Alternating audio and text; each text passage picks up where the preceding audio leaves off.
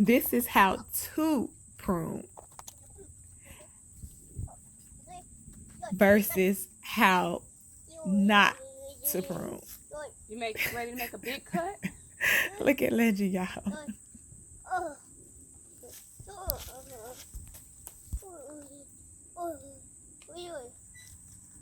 We go. This is too big, Papa. You see?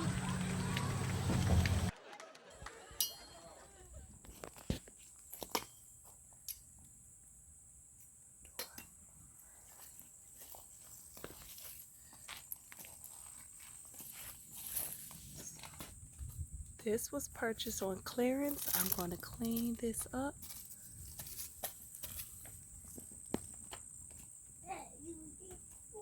Hi everyone, this is the before creating a topiary out of this Dwarf Alberta spruce. Alberta. Okay, I'm getting rid of all of this bottom. I do see 2 trunks up in here. So I'm going to just cut off everything that's growing close to the trunk.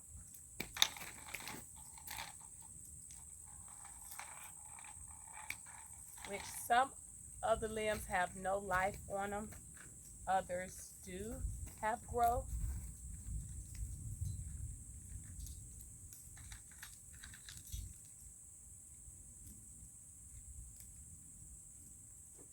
I'm using regular hand pruners.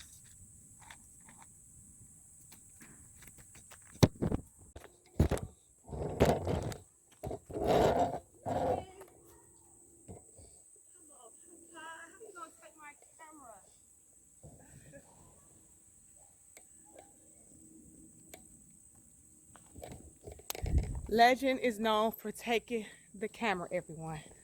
Look at him. We just mowed the grass. Now he wants to jump. Legend, why you take my camera?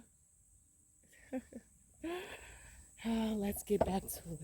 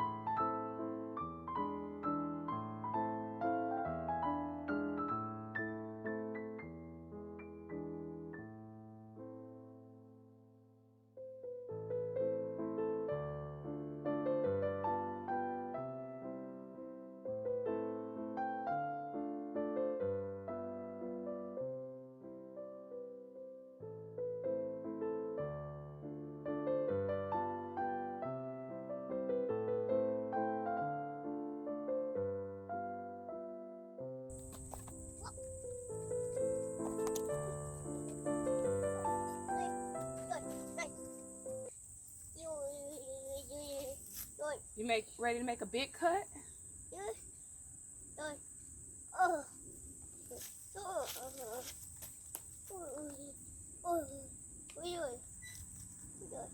We go. This is too big, Papa. You see? Yeah, you did it though. This is the reality of kids.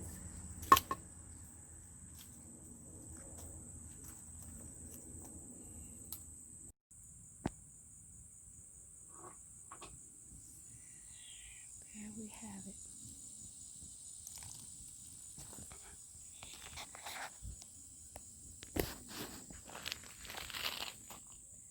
Just a few cuts. Back side.